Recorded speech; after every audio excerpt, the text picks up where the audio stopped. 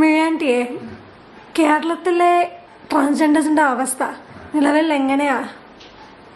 കേരളത്തിലെ ട്രാൻസ്ജെൻഡേഴ്സിന്റെ അവസ്ഥ നിലവില് അതിദാരുണമാണ്. കാരണം എന്താണെന്ന് വെച്ച് കഴിഞ്ഞാല് ഒരു തൊഴിൽ കിട്ടുക എന്ന് പറഞ്ഞാൽ സാധ്യമില്ലാത്തൊരവസ്ഥയാണ്. തൊഴിൽ കിട്ടാൻ സാധിക്കുന്നില്ല. വിദ്യാഭ്യാസത്തിന്റെ കുറവുണ്ടാവാം, ഇഷ്ടം പോലെ വ്യക്തികളുണ്ട്. പിന്നെ നമുക്ക് ഇഷ്ടപ്പെടുന്ന ഒരു തരത്തിലുള്ള വസ്ത്രം ധരിച്ചിട്ട് ഒരു തൊഴിൽ ചെയ്യാമെന്ന് പറഞ്ഞാൽ അത് സാധ്യമല്ല. ഇന്ന് ഞാൻ തന്നെ പലപ്പോഴും സാരിയോ അല്ലെങ്കിൽ മറ്റിഷ്ടമുള്ള വസ്ത്രങ്ങളോ ധരിക്കാത്തത് എൻ്റെ ജോലിയെ ബാധിക്കും എന്നുള്ളത് കൊണ്ടാണ്.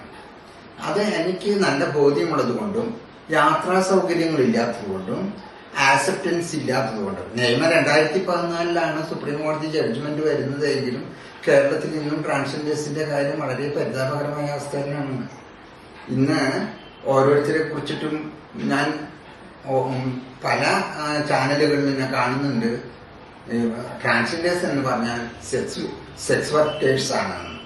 സെക്സ് വർക്ക് ചെയ്യുന്നത് അവർക്ക് ഇഷ്ടം കൊണ്ടല്ല, കാരണം അവർക്ക് ജീവിക്കാൻ വേറെ മാർഗമില്ല.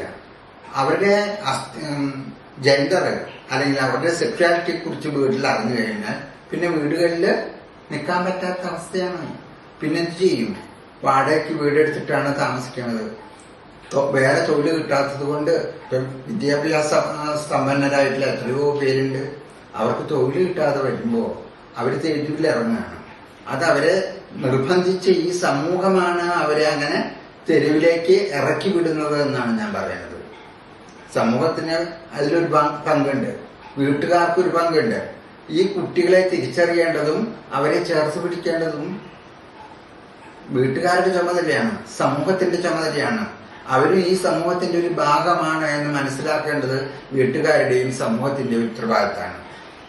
അവരെ ചേർത്ത് പിടിച്ചിരുന്നുവെങ്കിൽ അവരൊരിക്കലും തെരുവിലേക്ക് പോയില്ലായിരുന്നു. പല കുട്ടികളും തെരുവില് ഇന്ന് വളരെയധികം ബുദ്ധിമുട്ടിയിട്ടാണ് ഓരോ ദിവസവും ജീവിച്ചുകൊണ്ടിരിക്കുന്നത്. സെക്സ് വർക്ക് ചെയ്യാന്ന് പറഞ്ഞു കഴിഞ്ഞാൽ അത്ര നല്ല കാര്യമൊന്നുമല്ല. അവർക്കതിൽ താല്പര്യമൊന്നുമില്ല. ഇപ്പൊ ഞാൻ ജീവിക്കാൻ വേണ്ടിയിട്ടാണ് അവരാ കാര്യത്തിന് അവർ ഇറങ്ങി പുറപ്പെടുന്നത്. ഇപ്പൊ ഞാൻ ഇന്നലെ ടീഷർട്ടും പെയിന്റും ആയിരുന്നെങ്കിൽ ഇന്ന് ഞാൻ സാരി ചുറ്റിയാലും നമുക്ക് ഓപ്പണായിട്ട് ഒരു സ്പേസിൽ പോവാനോ യാത്ര ചെയ്യാനോ വളരെയധികം ബുദ്ധിമുട്ടാണ്. അത് നമ്മുടെ തൊഴിലിനെയും ബാധിക്കും. നമുക്ക് എന്ത് ഒരു മേഖലയിൽ ചെല്ലുകയാണെങ്കിലും നമ്മൾ ട്രാൻസ്ജെൻഡർ ആണെന്ന് പറഞ്ഞു കഴിഞ്ഞാൽ ഉടനെ നീക്കി നിർത്തുന്ന ഒരു സ്ഥിതിവിശേഷം ഇന്നും കേരളത്തില് ഉണ്ട്. എന്നോട് ചോദിക്കാറുണ്ട്, റെയിൽവേയിൽ കുറെ പേർക്ക് ജോലി കിട്ടിയല്ലോ, അത് സ്ഥിരമല്ലേ എന്ന്. റെയിൽവേയിൽ ജോലി കിട്ടി, അത് ഒരു ട്രാൻസ്ജെൻഡേഴ്സുമായിട്ടൊരു കേസ് ഉണ്ടായതിന്റെ പിന്നിലാണ് കുറച്ച് ട്രാൻസ്ജെൻഡേഴ്സിന് ജോലി കൊടുത്തത്, റെയിൽവേയിൽ ജോലി കൊടുത്തത്. അത് വെറും കരാർ അടിസ്ഥാനത്തിലാണ്. അവിടെ നിന്ന് തുച്ഛം ശമ്പളം മാത്രമാണ് അവർക്ക് കിട്ടുന്നത്. താമസിക്കാൻ വീടില്ലാത്തവരാണ്. അവരാ തുച്ഛമായ കാശ് കൊണ്ട് എന്ത് ചെയ്യും? ആ പണം കൊണ്ട് വാടകയ്ക്ക് കൊടുക്കണം, ഭക്ഷണം കഴിക്കണം. അപ്പൊ അങ്ങനെ വരുമ്പോൾ അവരെന്ത് ചെയ്യും?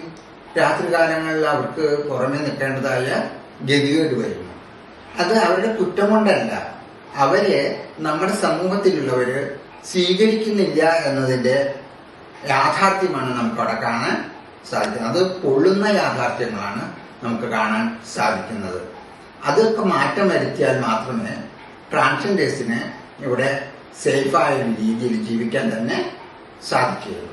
ഇനി ഉദാഹരണം പറയുകയാണെങ്കിൽ, ഇന്നലെ ഞാൻ ഈ സാരിയോ ബ്ലൗസോ ഒന്നും അല്ല ധരിച്ചിരുന്നത്. ഒരു ജീൻസും ഒരു ടീഷർട്ടും ധരിച്ചു പോകുന്ന എന്നോട് തന്നെ ഒരു കോളേജിലെ സ്റ്റുഡൻസ് വളരെ മോശമായ രീതിയിലാണ് പെരുമാറിയത്.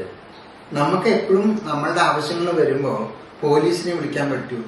പോലീസിന്റെ അകമ്പടിയോടുകൂടി നമുക്ക് നടക്കാൻ പറ്റുമോ? പോലീസിനെ വിളിച്ച അതേ സ്പോട്ടിൽ വരാൻ ഇന്ന് പോലീസുകാരുണ്ടാവുമോ? ഇല്ല. അപ്പൊ അവിടെ പീഡിപ്പിക്കപ്പെടുന്നത് ട്രാൻസ്ജെൻഡറാണ്. നേരെ മറിച്ച് സ്ത്രീകൾക്ക് കിട്ടുന്ന പരിഗണന ട്രാൻസ്ജെൻഡേഴ്സിന് ഇന്നും സമൂഹത്തിലില്ല.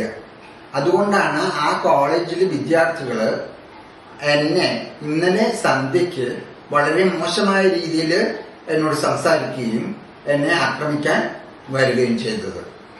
അതുകൊണ്ടൊക്കെ തന്നെയാണ് ഇഷ്ടപ്പെട്ട വസ്ത്രം ധരിക്കാനോ ഇഷ്ട രീതിയിൽ ജീവിക്കാനോ ഇന്നും കേരളത്തിൽ ഇപ്പൊ 2014 സുപ്രീം കോടതി ജഡ്ജ്മെന്റ് വന്നാലും 10-11 വർഷമായിട്ടും കേരളത്തിനൊരു മാറ്റമില്ല.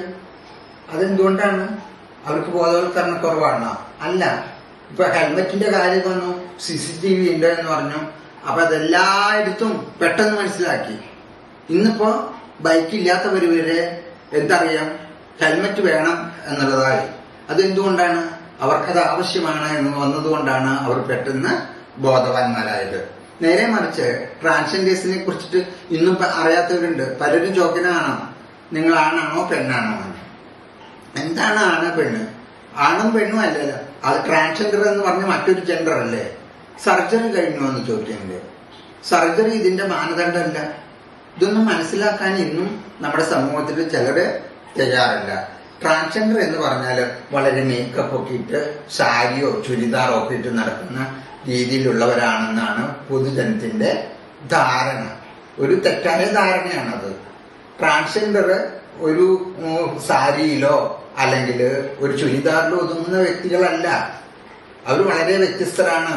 അവർക്ക് ടീഷർട്ട് ഇടുന്നതുകൊണ്ടോ ജീൻസ് ധരിക്കുന്നതുകൊണ്ടോ യാതൊരു തരത്തിലുള്ള പ്രശ്നങ്ങളുമില്ല. ഒരു വസ്ത്രത്തിൽ കൂടെ നമ്മൾ ജെൻഡറിനെ തിരിച്ചറിയാന്ന് പറഞ്ഞാൽ വളരെ ദുഃഖകരമാണ്, വളരെ കഷ്ടമാണ്. ഇത് പറയാൻ ഇടവന്നത് എന്താന്ന് വെച്ച് കഴിഞ്ഞാൽ, നിരന്തരം ഇന്നും ഞാൻ ഇതിനെക്കുറിച്ചുള്ള അനുഭവങ്ങളൊക്കെ അനുഭവിച്ചുകൊണ്ടിരിക്കുകയാണ്. സ്ഥിരമായിട്ട് നമ്മൾ ഇത്തരം വേദനിക്കുന്ന ഓരോ ഓർമ്മകളായിട്ടാണ് ഓരോ ദിവസവും നമ്മുടെ കഴിഞ്ഞു പോകുന്നത്. ഓരോ പകലും നമ്മുടെ കഴിഞ്ഞു പോകുന്നത് അത്രയും ദുഃഖകരമായ സ്ഥിതിയിലാണ്.